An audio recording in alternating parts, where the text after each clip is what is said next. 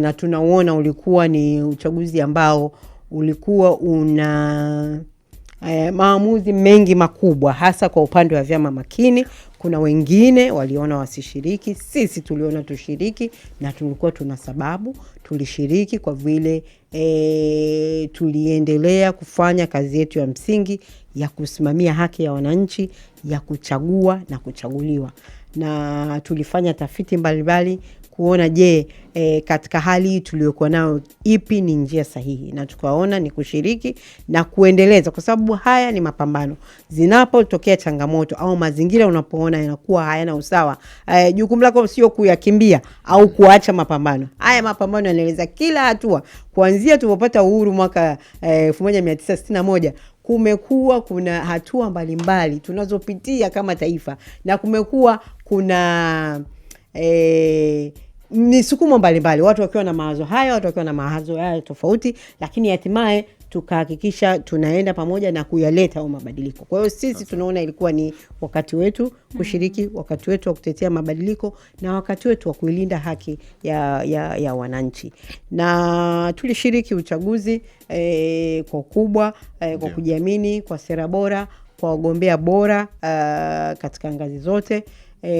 Lakini tumetoa tamko letu namna tulivyoona uchaguzi. Sisi tumesema tuone kama uchaguzi huu ulikuwa huru na haki, na kama uliakisi standards zote zinazohitajika kwenye uchaguzi huru na haki.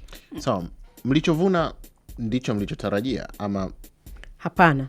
Tulikuwa na matarajio makubwa sana.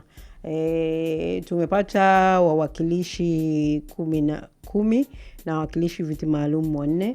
Tumepata madiwani 64, na tumepata wabunge wa Jamhuri ya Muungano wa Tanzania, wabunge 8. 4 kutoka Zanzibar upande wa Pemba, na 4 kutoka Tanzania bara. Tulitegemea matokeo makubwa zaidi hapo.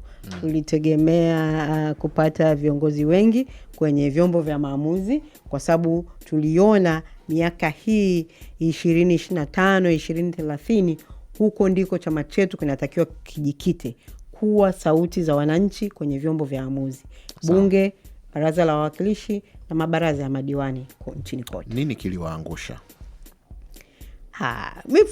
Mifumo. Tumesema hali haikuwa tulijua tunaingia kwenye uchaguzi ambao hakuna uwanja sawa. Na tulijua kutakuwa kuna changamoto katika kuipata hiyo haki, lakini tuliendeleza wajibu wetu. Sasa kwa nini mliweka matarajio makubwa kama mlijua mnaingia? Tuliweka matarajio makubwa kutokana na maandalizi yetu. Kumbuka hichi chama sasa kinaenda mwaka wa 11. Na tumeshashiriki chaguzi kuu 3. 2015, 2020, 2025. Na hata sasa tunajiandaa kwa ajili ya uchaguzi wa 2030. Kwa hiyo tunaendelea kukijenga chama chetu, kujua tunataka tufikie hatua gani, hatua ngapi. Kumbuka 2025 tulikuwa tuna wabunge 4 tu. 2015, 2020 mbunge mmoja tu. Kwa sisi tumejipanga na tunafahamu wapi tuna ushawishi, na tunafahamu tunataka tufikie hatua gani. Tulitegemea idadi kubwa zaidi ya wabunge, madiwani na wakilishi ukilinganisha na hali ilivyokuwa kwa Oktoba 25. Kumradhi kidogo. Kwa hiyo mlijipanga, mlijua njama, lakini mlichokipata sicho mlichotarajia. Kwa maana yake njama yenu ilienda nje ya njama zilizopangwa. Kumbuka, pamoja na kujua njama na yote hayo yaliokuwa napangwa, sisi tulikuja mbele na kuja na kwamba slogan yetu ilikuwa ni kulinda kura. Tuliendelea kufanya michakato yote na kuwaelimisha watu wetu wote wanaotunga mkono kuhusu mchakato mzima wa kulinda kura. Na mchakato mzima wa kulinda kura watu waliutafsiri kwamba ati tutajaa kwenye vituo na vitu kama hivyo, lakini ilikuwa ni zaidi ya hapo.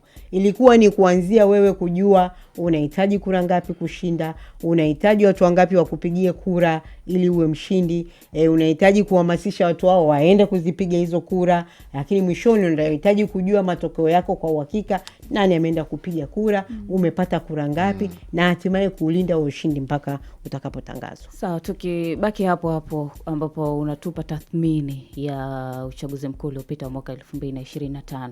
Januari 5 mpaka 9 ulifanya ziara kule kwenye majimbo ya mikoa ya kusini huko Lindi. Umekutana na viongozi wa chama, lakini pia umekutana na wagombea wa chama chenu ambao walikuwa wanagombea nafasi za udiwani lakini pia ubunge. Pengine tathmini yao kwenye uchaguzi mkuu ambao umepita, kipi ambacho wanakizungumza? Ni mifumo hiyo au kuna mengine ambayo yamewafanya mwanguke kwenye baadhi ya majimbo, lakini kwenye yale majimbo ambayo mmefanikiwa kwa kule kusini, kipi ambacho kimewapa ushindi?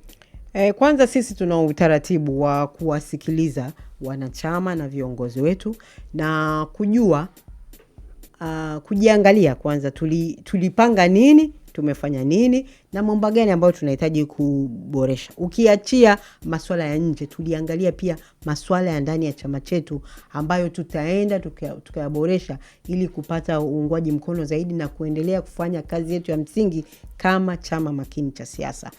Mwitikio ulikuwa mkubwa.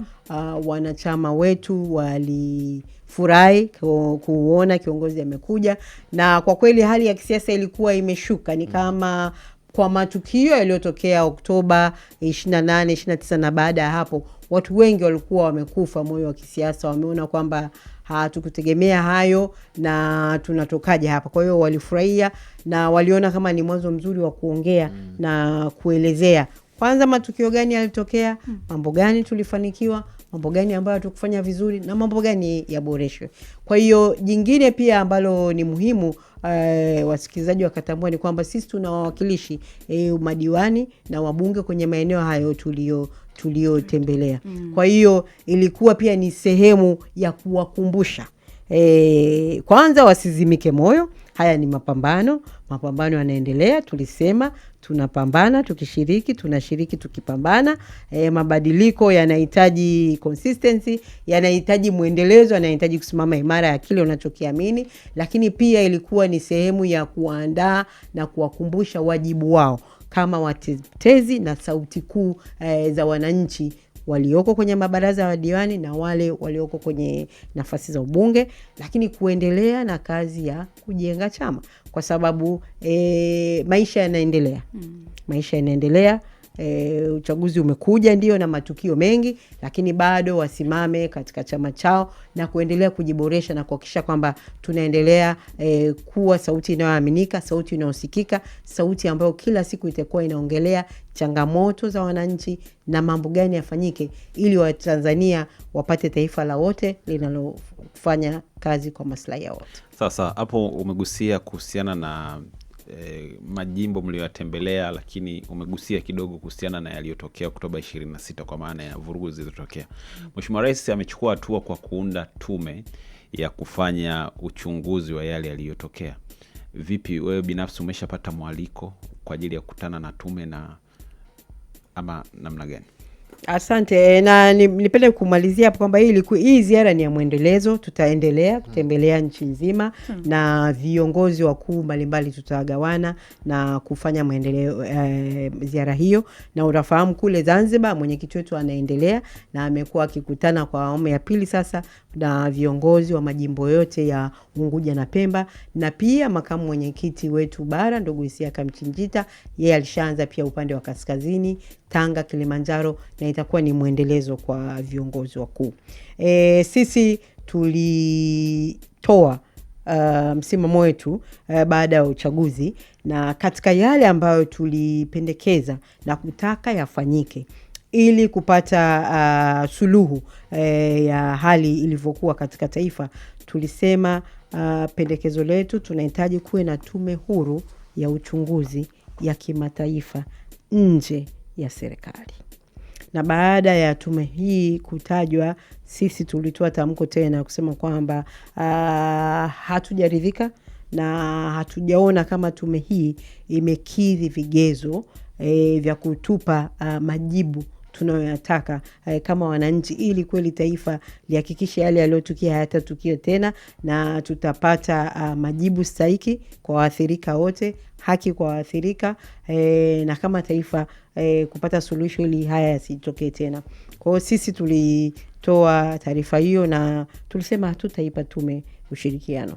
Kwa hiyo tume wamewasiliana na sisi mara kadhaa, lakini nafikiri tuliendelea kuwakumbusha kuhusu msimamo wetu kama taasisi. Sasa Mheshimiwa Dorothy, chama chako ni mojawapo ya chama chenye wawakilishi katika vyombo vya kufanya maamuzi kwa maana ya Baraza la Wawakilishi Zanzibar, lakini pamoja na Bunge la Jamhuri ya Muungano wa Tanzania. Kwa sasa serikali kwa ujumla inafanya tathmini ama ilikuwa na mipango ya kufanya mambo ya kutimiza ndani ya siku 100 za kwanza. Ukiwa kama kiongozi wa chama cha siasa ambaye pia chama chako kina wawakilishi katika vyombo hivyo vya maamuzi, ukizungumzia siku 100 za awamu ya pili ya Mheshimiwa Rais Dr. Samia, unaweza ukazungumza nini? Unaona ni yapi yamefanyika? Katika uchaguzi tulisikia ahadi, na sisi pia tuko tuna ilani yetu na tumetoa ahadi mbalimbali. Sisi tunaamini kuna changamoto nyingi za Watanzania zinatakiwa zijibiwe kwa wakati, sio siku 100 tu, kwa wakati, kwamba kumbuka kwamba hatujawahi kuwa na chama kingine tawala nje ya Chama cha Mapinduzi. Kwa hiyo malengo wanaojiwekea kila siku ni vyema wakatimiza kwa wakati, kwa sababu taifa kama hili leo, jiji la Dar es Salaam, kuna watu hatuna maji mwezi wa 3 huu. Bili zinasoma 0, maji hayajatoka. Kwa hiyo kulikuwa kuna ahadi nyingi, na ahadi mojawapo ambayo sisi tumekuwa tukiisemea na tukirudia kuisemea ni kuhusu hitaji la kupata katiba wananchi. Tunataka mchakato huu serikali itoe ratiba inapatikanaje. Tunakumbuka kwamba katiba hii imekwama tangia mwaka 2014 na limekuwa ni hitaji na sauti tumekuwa tukirudia tena ipatikanaje, na tulienda mbele kutoa mapendekezo yetu. Michakato gani ifanyike? Kwanza tunataka serikali itoe ratiba ya mchakato. Isiwe tu ni ahadi, siku 100 ndio, lakini tunaanza na kipi, tunamaliza na kipi, na kwa mfumo upi? Watu ndio wanataka kujua kwamba hitaji hili lipo. Wananchi wanataka katiba mpya, katiba wananchi. Tulipendekeza kwanza tunataka tuone sheria ya mapitio ya katiba mpya inafanywa mapitio, tupate sheria katiba mpya ambayo itatupa na ratiba, tupate sheria kuhusu referendum. Alafu tunahitaji pia kupata mjumuiko au kikao cha Watanzania, kikao cha kitaifa cha yale mambo ambayo yalitukwamisha mwaka 2014, kwamba sisi tunasemaje, ili tupate huo mwafaka wa kitaifa, tukubaliane masuala haya yatakuwa vipi, na masuala kama ya muungano ambao mpaka leo hatuna majibu. Kuna wale walikuwa wanataka serikali 3, kuna wale walikuwa wanataka serikali 2, lakini baada ya hapo sisi tumependekeza kuwe na jopo la wataalamu wa mambo ya katiba ambao sasa watachukua mawazo yote mapya, ile katiba pendekezo ya Jaji Warioba, watatuandikia sasa hiyo katiba mpya ambayo inaendana na matakwa ya wananchi, na baadaye tupige kura ya maoni kama taifa. Kuna wale watakao kubaliana nao na kuna wale ambao watakubaliana nao. Wakati unazungumzia katiba na kile mnachotamani mabadiliko ya katiba ya Jamhuri ya Muungano wa Tanzania, pengine mimi nitajiuliza, mbona hamtii katiba ya Zanzibar? Kwa sababu mpaka sasa ni kama mna kigugumizi kuhusiana na SUK, kwa maana ya serikali ya umoja wa kitaifa. Hamjapeleka mapendekezo ya majina ya mawaziri, wala hamjapeleka mapendekezo ya jina la makamu wa kwanza wa rais. Hatuna kigugumizi na hatujawahi kuwa na kigugumizi. Siku zote maneno yetu yamekuwa ya kinyoka. Tunasema hivi, kwa AC Wazalendo, swala sio kuingia au kuto kuingia. Swala ni kuhakikisha kwamba malengo yale ya uwepo wa serikali ya umoja wa kitaifa yanatimizwa, na ushiriki wetu katika serikali ya umoja wa kitaifa unakuwa ushiriki wa wenye tija, na ambao kweli utakuwa ni sehemu ya kuleta mabadiliko ya kweli ya kidemokrasia kwa watu wa Zanzibar.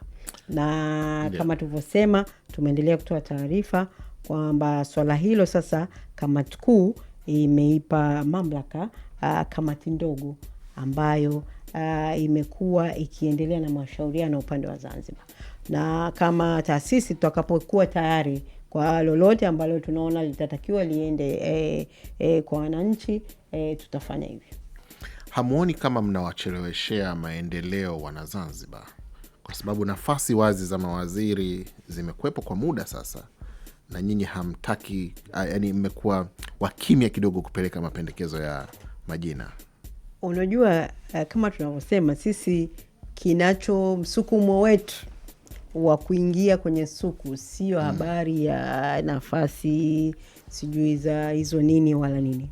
Msukumo wetu ni kuleta mabadiliko ya kweli na kutimiza malengo yaliyoleta suku. Kujaza nafasi hizo ni sehemu ya kutii katiba ya Zanzibar, kwa sababu ni matakwa ya kikatiba. Nyinyi mmezidi 10% ya matokeo ya uchaguzi Zanzibar, mna takriban 22.3%. Kwa hiyo mmekidhi. Katiba inasema kwamba ndani ya kipindi fulani mpeleke mapendekezo ya jina la makamu wa kwanza wa rais na mawaziri, ambapo nafasi ameshaziachia wazi rais wa Zanzibar. Pamoja na hayo, na narudia tena, lengo letu sisi sio kushiriki tu kwa vile imekuwa hivyo. Tunajua wananchi wa Zanzibar waliamua kuweka swala la serikali ya umoja wa kitaifa kwenye katiba yao kwa malengo mahususi, ikiwa ni sehemu ya kuleta mabadiliko ya kweli ya kisiasa katika nchi yao, kuhakikisha kwamba serikali hii ya umoja wa kitaifa haisomwi katika ngazi ya kitaifa tu, kwamba hapa mna makamu wa kwanza wa rais, mna mawaziri. Lengo lilikuwa ni kuhakikisha kwamba uwepo wa serikali ya umoja wa kitaifa unakuwa na program na kazi mahususi na ambao zitaleta tija mpaka kwenye ngazi za msingi. Tumekuwa sehemu ya serikali ya umoja wa kitaifa kwa miaka 5 iliyopita, na kama ninavyosema, sisi ni watu wa kujifanyia tathmini.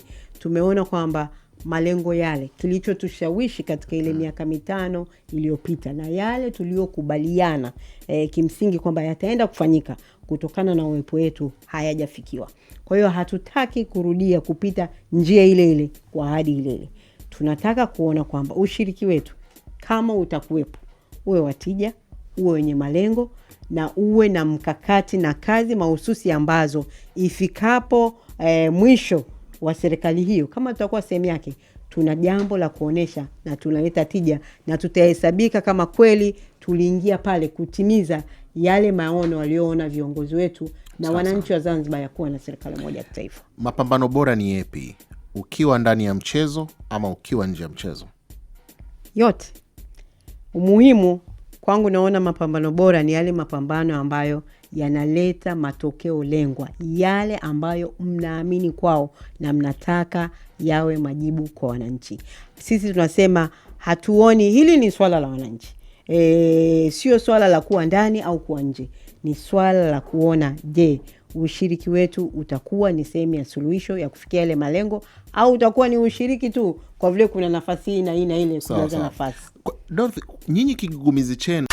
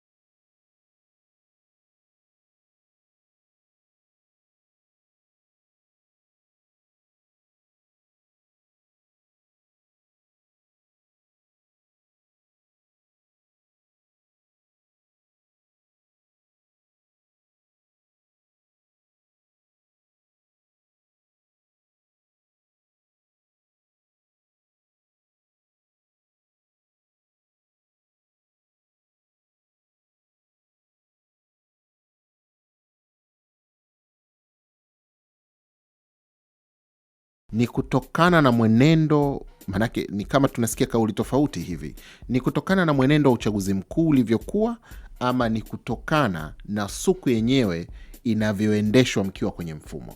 Sababu viongozi wengine wanasema hamwingii kwenye suku kwa sasa kwa sababu mliporwa matokeo. Kuna masuala mengi ambayo yametufanya mpaka sasa tusiwe sehemu ya serikali ya Umoja wa Kitaifa. Na kama nilivyosema, sisi tunataka ushiriki wetu katika serikali ya Umoja wa Kitaifa iwe ni ushiriki wenye tija, na ushiriki ambao kweli utatimiza na kuleta matokeo yaliyodhamiriwa wakati wa kuunda serikali ya Umoja wa Kitaifa kwa maslahi mapana ya watu wa Zanzibar. Na hatuna haraka wala hatutahitaji mashinikizo. Sisi tunataka kuona kwamba ushiriki wetu unakuwa na tija, na yale ambayo kweli tunaamini na tunataka yafanyiwe kazi, yatafanyiwa kazi kwa wakati na yataleta tija kwa wananchi. Haya ambayo sasa hivi mnayashughulikia kupitia hizi kamati mnazoziunda, sio kamati tunazoziunda, ni kamati moja ambayo imepewa wajibu, malengo na maelekezo na kamati kuu ya chama, kwamba sisi kama taasisi tunaona tupite wapi na nini kifanyike. Kamati hii inaweza ikawa ina nguvu zaidi kuliko ambavyo kwa miaka 5 mlikuwa ndani ya SUK hamkuweza kubadilisha mlichokitaka. Sisi tunaona kamati hii ni sehemu ya watu tuliotanguliza. Ni sehemu ambao wameenda kupeleka hoja tulizowatuma, yale tunayoona na nini kiwe masuluhisho. Lakini kumbuka, haya ni mambo ya mazungumzo, ni mambo ambayo watatuletea matokeo baada ya michakato hiyo, na sisi tutatathmini na kuona kama hapo walipofikia patakuwa ni faida au la kwa yale maono makubwa tunayoona kuhusu serikali ya Umoja wa Kitaifa. Unajua, wakati fulani sisi tulijiuliza hapa kwamba kama sababu mojawapo ya kuwa na, sisi tutaita kusita kuingia kwenye serikali ya Umoja wa Kitaifa ni kutokana na mchakato wa uchaguzi mkuu mwaka 2025, kwamba mliporwa matokeo, mliporwa majimbo na kadhalika. Kwa nini sasa ACT mkakubali wawakilishi na wabunge wakale kiapo kwenye uchaguzi ambao mnaona una dosari kubwa, lakini kwenye nafasi ya makamu wa kwanza wa rais mnakataa? Yani, kwa nini mnakataa kwenye nafasi ya makamu wa kwanza wa rais? Mnasema matokeo yana dosari kubwa, lakini mnakubali kwa wabunge wanaenda kuwapa na mpaka wanapewa kamati za uongozi bungeni. Mnaona kwamba hawa wanastahili kuwa na nafasi hizo. Ndugu mtangazaji, haya kama tulivyosema ni mapambano. Tunashiriki tukipambana, tunapambana tukishiriki. Sisi tunaenda tukiangalia mawanda mapana, picha kubwa, kwamba hapa tuna wawakilishi wa wananchi, tuna wananchi wanaohitaji sauti ya kuwasemea, sauti ya kuwatetea haki zao. Lakini wakati huo tunaitafuta haki ya mwananchi ya Zanzibar, haki ya kuchagua na kuchaguliwa. Kwa hiyo tutatumia kila avenue husika ipasavyo kuhakikisha kwamba tunapata matokeo bora kwa maslahi mapana ya wananchi wa Zanzibar. Kwa hiyo wawakilishi wetu tumewatuma wakafanye kazi yao ya msingi ya kuongelea maslahi mapana ya watu wa Zanzibar kupitia mawanda ya vyombo vya maamuzi, wakiwemo wabunge na madiwani. Na kwa upande huu wa picha kubwa ya serikali ya Umoja wa Kitaifa, tunataka kuona nafasi yetu kama ilivyo, narudia tena, iwe na tija, iwe ni sehemu ya kutimiza malengo makubwa yaliyowekwa ya uwepo wa serikali ya Umoja wa Kitaifa, ikiwemo kulinda haki ya mwananchi wa Zanzibar ya kuchaguliwa na kuchagua viongozi wake. Kwa hiyo nalo ni eneo lingine ambalo kama nilivyosema tumetuma wawakilishi, wanaendelea na mazungumzo. Tuna imani yatakuwa ni mazungumzo yenye tija, na yatakuwa ni mazungumzo ambayo yataleta yatakuja na muktadha tofauti na tuliozoea awali, ili tusirudi kule. Ndio maana tunataka tusirudi kule kwa yaliyotukia 20 mpaka 25. Tunataka kama kutakuwa na ushiriki wetu, basi uwe ni ushiriki ambao utakuwa wa kitofauti, lakini utakuwa ni kwa maslahi mapana na faida kwa watu wa Zanzibar. Bana, naomba nikukumbushe kwamba uchaguzi mkuu uliopita kule Zanzibar ulimpa ushindi wa urais kwa 74.8% Dr. Hussein Ali Mwinyi wa CCM, na aliyefuatia ni ndugu Othman Masoud Othman ACT Wazalendo alipata 23.2%. Na kikatiba sasa hapo maana yake ACT wao walipata sifa ya kuunda serikali na CCM, kwa maana hiyo serikali moja ya kitaifa, kwa sababu ushindi wao umezidi 10% ya kura zote. Lakini kama sasa ndio tuchukua tunakizungumza hapa, kwa nini hawajaingia kwenye serikali moja ya kitaifa? Kuna wizara pia ziko wazi ambazo Mheshimiwa Rais wa Zanzibar ameziacha wazi kwa ajili ya ACT wapendekeze majina kama vile wizara ya afya, wizara ya utalii na mambo ya kale, kuna wizara ya biashara na maendeleo ya viwanda. Kwa hivyo tunavyozungumza hizi wizara hazina mawaziri, bado zipo wazi. Wanasubiriwa ACT wapendekeze. Unajua Lambert, wakati unayasema hayo kutoa ili rais afanye uteuzi. Wakati unayazungumza hayo na wakati Dorothy anatupa tathmini ya kile ambacho wao kama ACT wanakiamini au wanakihitaji, ukumbuke kwamba Tume ya Uchaguzi ya Zanzibar ZEC tayari imeanza utekelezaji wa zoezi la kuziteketeza zile nyaraka za uchaguzi mkuu wa Oktoba. Siku 90 zimepita. Na ACT walipinga hilo. Ndio, tuliweka zuio kwa sababu pia kama sehemu ya kuendelea kudai haki yetu ya kuchagua na kuchaguliwa, tuna kesi 25 Zanzibar, kesi mbalimbali za wawakilishi na wabunge kwa upande wa Zanzibar. Na katika swala hilo pia tuliweka zuio mahakamani kwamba tume isiendelee na zoezi hilo la kuharibu nyaraka za uchaguzi, kwa sababu hizi nyaraka zimetumika na tume wenyewe na ACT kama sehemu ya ushahidi wa hayo mashauri yetu yaliyoko mahakamani yanahusu uchaguzi wa Zanzibar kwa upande wa Zanzibar. Zoezi limeanza na limeanzia Pemba na watakuja Unguja. Tutaendelea kuona maamuzi ya mahakama kwa sababu kama nilivyosema, sisi ni watu ambao tutaendelea kuitafuta haki yetu na hatutasita. Kwa hiyo tayari ombi hilo lilikuwa limepokelewa na nafikiri litakuwa limeshapangiwa jaji, na tutaendelea kusikiliza maamuzi yanayotolewa na mahakama. Bana, mimi nilikuwa napitia hapa tovuti ya Ikulu Zanzibar. Inaonesha kwamba Othman Masoud Othman ni makamu wa kwanza wa rais. ACT mnatambua hilo kwamba nyaraka mojawapo ikiwemo tovuti ya Ikulu Zanzibar inamtambulisha Othman Masoud Othman kama makamu wa kwanza wa rais wa Zanzibar? Jukumu la chama chama ndicho kinatakiwa kipeleke jina la mteule wa makamu wa kwanza wa rais Zanzibar. Ndio. Na baada ya uchaguzi wa Oktoba 25, chama cha ACT Wazalendo bado hakijafanya huo wajibu. Kwa hiyo nafikiri ni yale mambo ya muendelezo, hakijafanya huo wajibu. Na tukifanya huo wajibu sisi tutasema hadharani kama tumefikia hatua hiyo. Sasa kwa hiyo hii nyinyi mnaitafsiri vipi? Naitafsiri kama the website ambayo haijawa updated au watu ambao wanatakiwa wapitie kazi zao.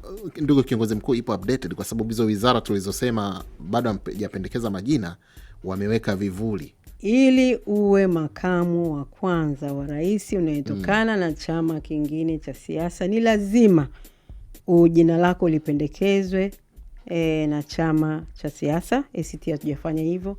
Ni lazima pia upitiwe michakato ya kuapishwa. Hakuna jukumu lililofanyika. Sasa hivi mwenyekiti wetu wa chama ni makamu wa kwanza wa rais mstaafu, aliyekuwa makamu wa kwanza wa rais kwa upande wa Zanzibar mwaka 2021 mpaka mwaka 2025. Sawa. Bana, naona wakati pia umekimbia sana, na nadhani kwa nafasi hii tumuombe kiongozi mkuu wa chama atuambie yale ambayo sasa tofauti na hii michakato ya kesi mahakamani wapi na wapi. Chama focus yake kubwa inataka kuona nini Tanzania? Chama chetu focus yake tunataka kuendelea kuwa sauti ya Tanzania, kuendelea kuwa chama makini kinachosimama na haki na maslahi mapana ya Tanzania. Tunataka kuhakikisha tunatekeleza kwa vitendo slogan yetu ya taifa la yote kwa maslahi ya wote, kutekeleza kwa vitendo slogan yetu ya Zanzibar moja, Zanzibar mpya, mamlaka kamili. Lakini tunataka kuona kama chama tunajifanyia tathmini, tunaendelea kuweka mikakati bora ya kuhakikisha kwamba chama hiki kinakuwa imara, kinakuwa na uungwaji mkono mkubwa, na tunavyoendelea mbele yetu kuna michakato mingi itakuja, michakato ya maboresho ya katiba, michakato ya kuongelea na kusimamia haki za wananchi, michakato ya kupaza sauti katika maeneo mbalimbali ambapo wananchi wa Tanzania wanataka majibu, na michakato mingine ya kisiasa, lakini zaidi chama ambacho kinajiandaa kushika dola. Sawa sawa. Basi ni hayo. Brunite. Maskani ya michongo, fursa na makao makuu ya nchi. 89.7 Bongo FM Dodoma. Kile kitu cha mpunga safi na harufu ya kushtua majirani kimepoa kwenye sahani ya 104.9 Bongo FM Kiela. Siku inapewa nguvu kwa ujazo wa aina yake. Mishe fursa na mtindo wa maisha kwenye Power Bank.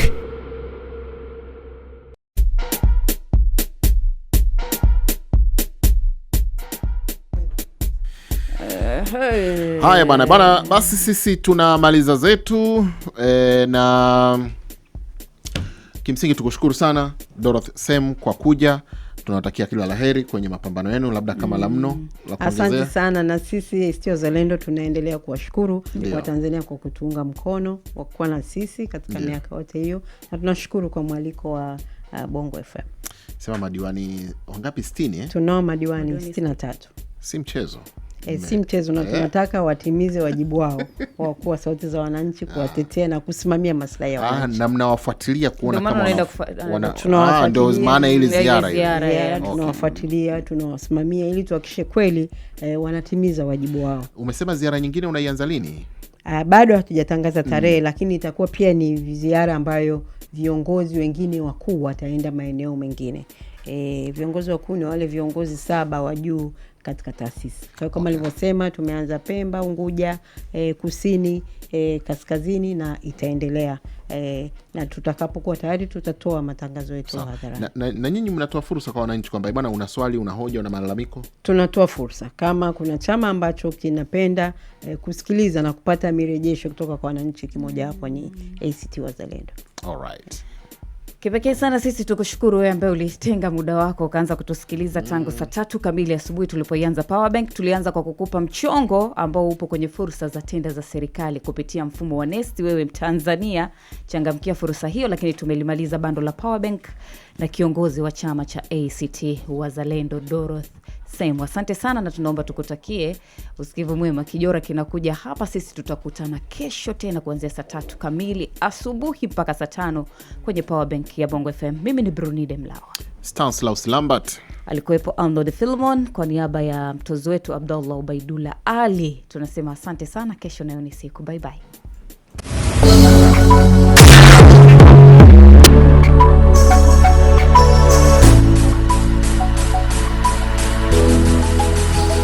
Ukiangalia dunia na vilivyomo, historia sasa na yajayo, una nafasi ya kusonga bila mipaka, bila mipaka. Hakuna tena cha kukuzuia, vizuizi vime